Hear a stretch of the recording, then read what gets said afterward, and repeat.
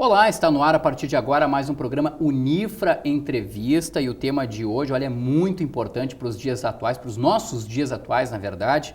O tema dele hoje é água, né? Muitos problemas e poucas soluções. Lembrando que o Unifra Entrevista tem a produção da acadêmica de jornalismo Laís Giacomelli e para o programa de hoje nós convidamos o professor José Galizia Tundizi. Ele é presidente da Associação Instituto Internacional de Ecologia, com sede na cidade de São Carlos, em São Paulo. É também professor titular de doutorado, né, na área também de engenharia ambiental, né, professor, na Fevale, em Novo Hamburgo.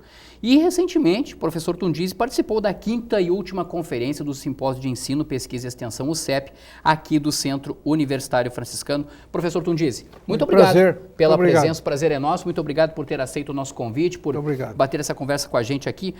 Professor, quero começar, enfim, perguntando para o senhor exatamente isso. Água, muitos problemas e poucas soluções mesmo, ou não é nada disso? Olha, realmente a água tem muitos problemas e se nós olharmos o panorama mundial, nós vamos ver que há muitos problemas relacionados com a água em diferentes regiões do mundo todo, em todos os países, mesmo nos países desenvolvidos, mas e também nos países em desenvolvimento, né? América Latina, África, Sudeste da Ásia tem muitos problemas com a água, a questão da acessibilidade, da vulnerabilidade hídrica, da segurança hídrica, questões relacionadas com a contaminação. Mas, por outro lado, há soluções. O problema é que essas soluções não têm avançado suficientemente em muitas regiões do planeta por duas razões principais. Uma primeira razão é porque elas não estão disponíveis na sua totalidade a países e determinadas regiões, até porque elas foram desenvolvidas em outras condições, condições de regiões temperadas, por exemplo. Então esse é um problema sério. A outra questão é a falta da capacidade dos governos de muitos países, inclusive o do Brasil, de entender o papel da água no desenvolvimento econômico e social do país. Entendo. E o exemplo prático que eu dou disso é o seguinte: por que você trata pouco esgoto no país? O Brasil trata em média 35%, com muito boa vontade, 40% dos esgotos do país. Porque nós não temos a cultura da prevenção, nós temos a cultura da cura da doença. Sim. Então, se a pessoa tem uma dor de barriga ou tem alguma coisa relacionada com uma doença de veiculação hídrica, ela vai na unidade de pronto atendimento esperando ser atendida.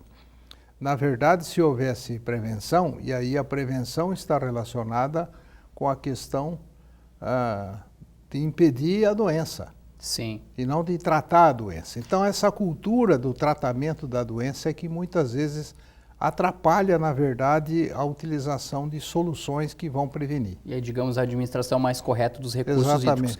Professor, a água a gente sabe que ela é fonte de vida, né? Mas ela é fonte de lucro também? E outra pergunta que eu faria para o senhor é o seguinte: ela é um bem natural, um bem substituível e tal, mas será que ela vai se tornar, ou ela vem se tornando, ou daqui a pouco os governantes do mundo todo querem que, na verdade, num futuro até bem próximo, ela se torne um bem, por exemplo, que vai estar à venda no mercado? Bem, primeiro, ela é um bem natural, que é fundamental para a vida no planeta, fundamental para a existência de todas as espécies, não só da espécie humana. A espécie humana usa uma boa parte da água do planeta, mas nós não podemos esquecer que essa água ainda é utilizada pelos ecossistemas, pelos seres vivos para se manter. Sim. É a água que mantém os ciclos. A água é o solvente universal e todas as substâncias e elementos se dissolvem na água e com isso ela transporta esses materiais todos. Então, todo esse processo, né, que ocorre é devido às condições naturais da água no nosso planeta, o fato do planeta estar numa posição adequada em relação ao Sol, a distância adequada propicia que nós tenhamos água líquida, água sólida e água gasosa. Sim. No planeta, né? E aí há transferências de um estado para outro, né? No ciclo global da água no planeta. Agora, com relação a esse problema de que a água pode se tornar um bem Quase que uma moeda daqui a pouco? Eu não acredito muito nisso, porque na maioria a maioria das experiências, por exemplo, com privatização da água, em grande parte não deram certo. Eu tenho, a minha opinião pessoal, profissional sobre isso, é que a água não deve ser privatizada. O senhor é contra, por exemplo, então, aquela questão da municipalização, da questão da água, administração da água por parte dos municípios? Não, o município tem que... Não, é o município que tem que fazer a gestão da água. O Estado não mais, no atual modelo não mais. Não acho que o Estado precisaria, os Estados, mas o município sim. Ou seja, como a água é pública, a gestão da água devia ser feita por um órgão público. Perfeito. Pode ser um Estado, mas eu acho que é muito mais adequado a gestão toda da água ser feita pelos municípios. Sim. O Estado da federação e a própria federação, o país, são elementos reguladores da gestão. Mas a gestão da água em si, né, deve ser feita nos municípios e pelos municípios. Sim. O máximo que se pode admitir, na minha opinião, é que você possa ter a privatização do tratamento de esgotos, talvez, porque isso pode ser um apoio interessante. Aí você faz reciclagem, essa água ele pode utilizar, pode vender e etc. Mas só a distribuição de água nas residências para o abastecimento público, enfim, e a gestão deve ficar, a meu ver, nos municípios. Perfeito. Porque é ali que você tem a capacidade de fazer ações mais concretas. Entendo. Para benefício da população, que é acessibilidade, diminuir a vulnerabilidade e melhorar a segurança hídrica. Esses são os 3 temas que se discute muito hoje no mundo todo: acessibilidade, vulnerabilidade e segurança hídrica. As pessoas precisam ter segurança hídrica. E essa segurança hídrica vem do abastecimento de água de boa qualidade nas casas, da capacidade de prover água permanentemente para as pessoas, porque isso está relacionado com a saúde pública, sim, diretamente. Inclusive, né? Dá acesso universal a todas as pessoas, e com isso você diminui a vulnerabilidade das populações aos problemas hídricos. Sim, agora, professor José Galiston diz, hoje a gente tem, o senhor até citava no começo do programa, em relação à África até principalmente, hoje 40% da população ela já vive, onde não há água, por exemplo, suficiente para todo mundo. E por que as previsões são tão apocalípticas quando a gente fala nessa questão da água? Principalmente até 2050, por exemplo, metade da humanidade vai daqui a pouco passar por essa situação de estar no local onde não há água e vai ter que trazer água de outro local. É porque você tem 2 coisas que aconteceram de um certo modo muito repentinamente no planeta. Repentinamente é porque, se você comparar 150 anos do ponto de vista do tempo geológico, é pequeno. Houve uma grande urbanização. Industrialização também. Industrialização, né? Mas o principal problema é a aglomeração das pessoas em cidades. E mesmo em países muito pobres, países da África, alguns que eu conheço, por exemplo, Quênia, Nairobi, Angola, Costa do Marfim, enfim, países que têm capitais com muitas pessoas que vivem lá. E não deu tempo de construir uma infraestrutura adequada para fornecer água. E, portanto, nesse caso, você continua com deficiências, porque exatamente não tem acessibilidade. Olha, você tem ainda quase 800 milhões de pessoas no planeta que não têm acesso à água, né?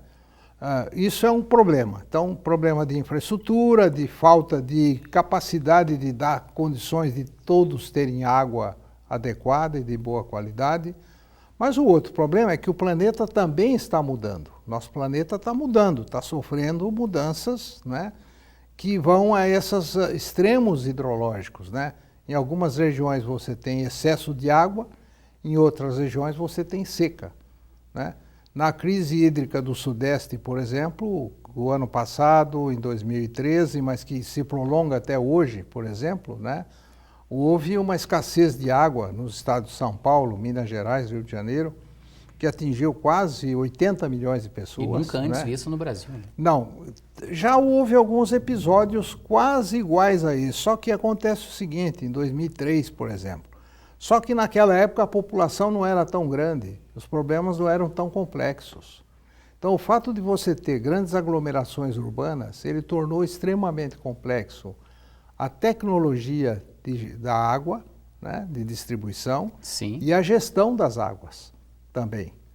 Portanto, é preciso novos mecanismos de gestão, medidas diferentes de governança da água, para você justamente procurar as soluções mais adequadas. E essa nova governança, ela inclui a participação da população. É impossível você fazer hoje a gestão das águas sem que a população participe e sem que você incorpore dentro do processo de gestão a economia e os aspectos sociais. É impossível isso. Para dar um exemplo, quando ocorreu a crise hídrica de São Paulo, né, na região no Sudeste, que incluiu quase que todo o estado de São Paulo, lá em São Paulo nós temos a hidrovia do Rio Tietê.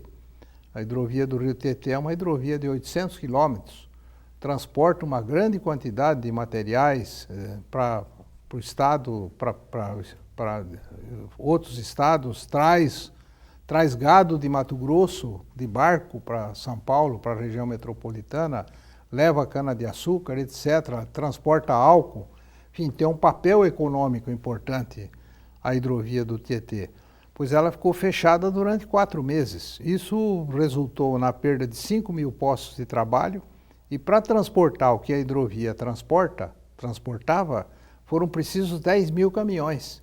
Então veja a cadeia que foi deslocada com esse problema de você fechar a hidrovia. Porque veja também já ao mesmo passo, professor, consuma mais de pneu, consuma mais de estrada, consuma mais de energia, de gases, de efeito de gases, estufa, exatamente. Combustíveis, tudo mais, né? Para ver que tudo, de certa forma, está relacionado. Exatamente. A gente está chegando pertinho, professor, do intervalo do programa.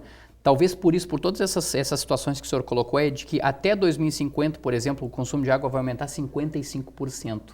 A gente tem pelo menos uma estimativa, né? As pessoas do setor, acredito que o senhor também tem acesso a esse tipo de pesquisa, enfim, a análise. A partir do momento em que a gente tem uma previsão dessas, se o senhor fosse citar rapidamente para nós 3 medidas extremamente eficazes e que não podem ser adiadas, deveriam ter sido iniciadas ontem, por exemplo, quais seriam essas 3? Bom, primeiro a redução da demanda. Essa demanda tem que ser reduzida, tanto a nível doméstico, quanto industrial, quanto agrícola. Como é que se faz isso? Usando novas tecnologias. E no caso da demanda doméstica, educando a população. Diminuir drasticamente a demanda. Sim. Isso é a primeira coisa que precisa ser feita. A segunda coisa, para reduzir essa demanda, é introduzir novos mecanismos, por exemplo, melhorar a gestão dos mananciais, reflorestar os mananciais, para que com isso se possa ter mais água disponível e preservar as fontes de água, que também são importantes. E a terceira é incluir o reuso de água nas propostas. O reuso de água significa tratar os esgotos e usar a água de reuso para diferentes finalidades. Isso pode ser feito. Aquela água que é lavada a roupa, a pessoa não jogar fora, aproveitar aquela água daqui a pouco para banheiro, para lavar calçada e tudo mais. Ou a própria água de esgoto tratada, né, nos casos extremos, ela está sendo usada para abastecimento público, né? Mas em outros casos ela pode ser usada para outras finalidades, mas você não precisa usar água do manancial tratada, por exemplo, para lavar um carro. Você pode usar água de esgoto tratada para essa finalidade. Sim. Portanto, eu acho que essas 3 medidas, redução da demanda, uso de novas tecnologias para preservar os mananciais e também a questão do reuso, são 3 medidas essenciais que podem ser tomadas para reduzir. Nós estamos gastando aí por volta de 4.500 quilômetros cúbicos por ano de água no planeta como um todo. Sim. As previsões são de que isso pode, se houver essa redução da demanda, as previsões são de que isso pode melhorar muito, né, em todos os níveis. Mas aí vai depender de uma ação conjunta de governos, de iniciativa privada, dos cientistas e dos educadores para conseguir com que essa governança seja mais adequada. Perfeito. O programa Unifra Entrevista faz um intervalo de 1 minutinho e já volto para conversar um pouco mais com o professor José Galize Tundizi. Já voltamos.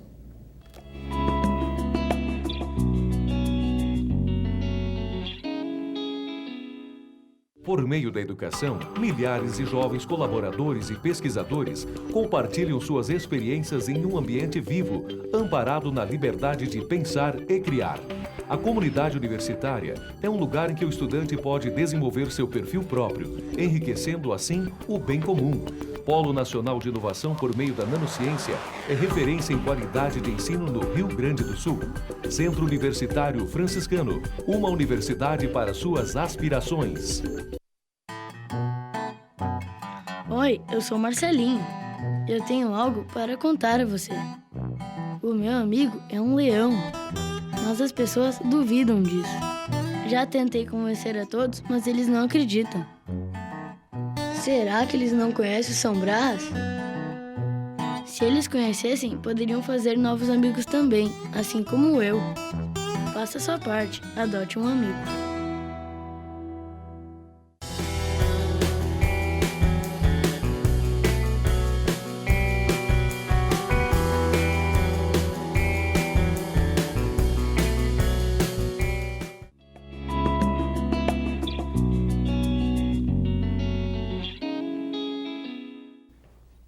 Estamos de volta com o programa Unifra Entrevista e o tema da edição de hoje é água, né? Muitos problemas e poucas soluções. Lembrando que o Unifra Entrevista tem a produção da acadêmica de jornalismo Laís Giacomelli e nós estamos recebendo hoje aqui no Unifra Entrevista, nos estúdios da TV Unifra, o professor José Galizia Tundizi, é presidente da Associação Instituto Internacional de Ecologia, com sede na cidade de São Carlos, em São Paulo. Ele também que recentemente participou do CEP, aqui do Centro Universitário Franciscano, e também ministra aulas, né, no curso de doutorado na Universidade Fevale, em Novo Hamburgo. Professor, o senhor falava da quantidade de consumo, das pessoas e tudo mais, e eu até tenho um dado aqui, que eu tive até acesso a isso. A renovação das águas hoje, professor, fica em torno por ano de 43 mil metros cúbicos de água, dá para mais ou menos ter uma ideia? Por aí. Enquanto o consumo estimado hoje seria em torno de 6 mil metros cúbicos por ano no planeta todo isso. É né? verdade. Ou seja, dá cerca de 7 vezes menos.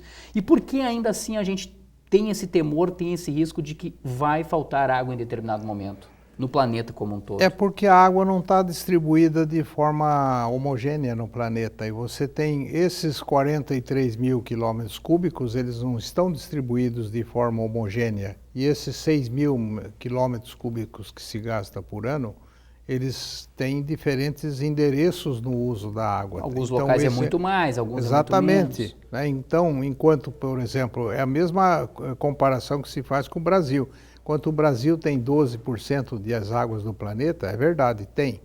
Mas se você pegar a água disponível para um habitante do Sudeste, você vai ver que ela é 10, 20, 30 vezes menor do que a água disponível para um habitante da Amazônia, por exemplo.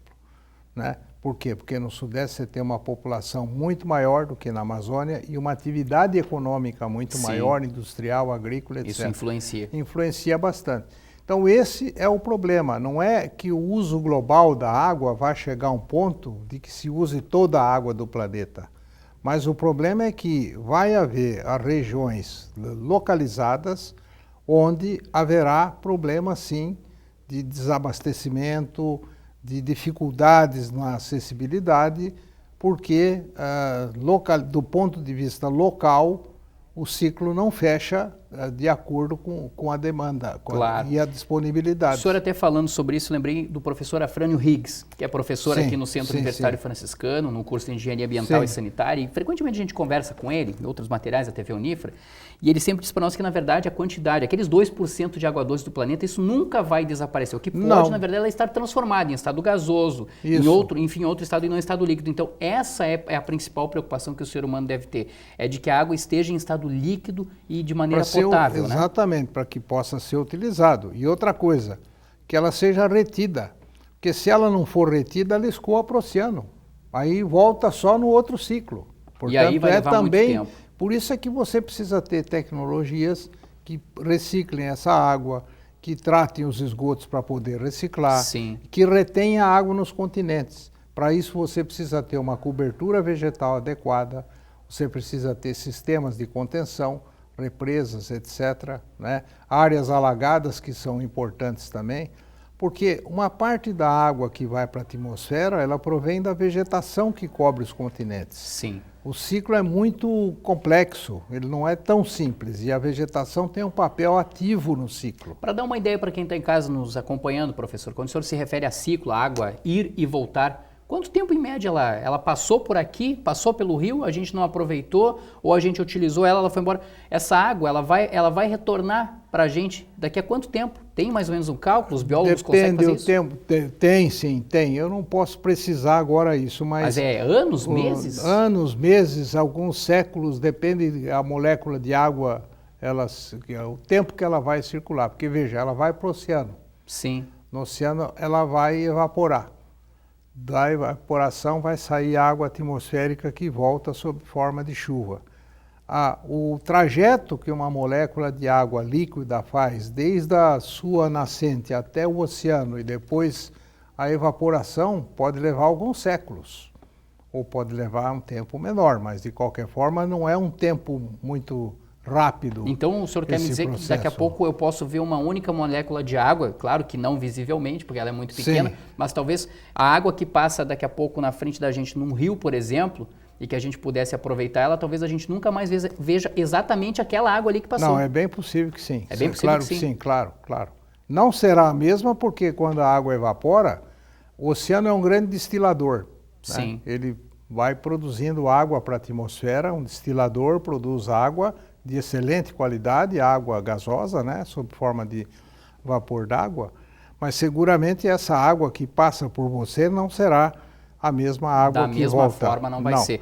Aí a gente entra também numa questão, professor, que hoje 40% da água tratada, em média, ela é perdida, seja por vazamento, seja por ligações irregulares, enfim, problemas estruturais que a gente encontra nessa questão hídrica, né? Por que os governantes não têm, de certa forma, professor, um cuidado maior quando o assunto é relacionado, principalmente, 40%, é praticamente metade, né?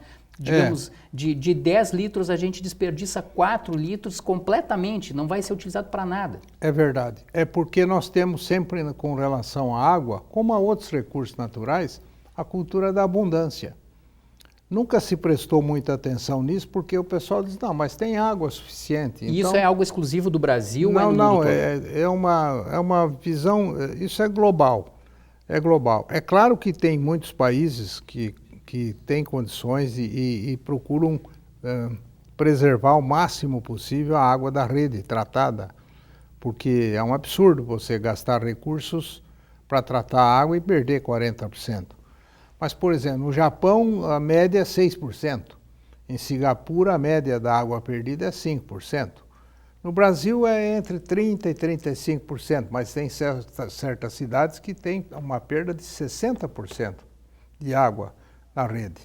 Então, por quê? Porque sempre essa cultura da abundância permeia também os administradores. Dizem, mas tem água suficiente, nós estamos...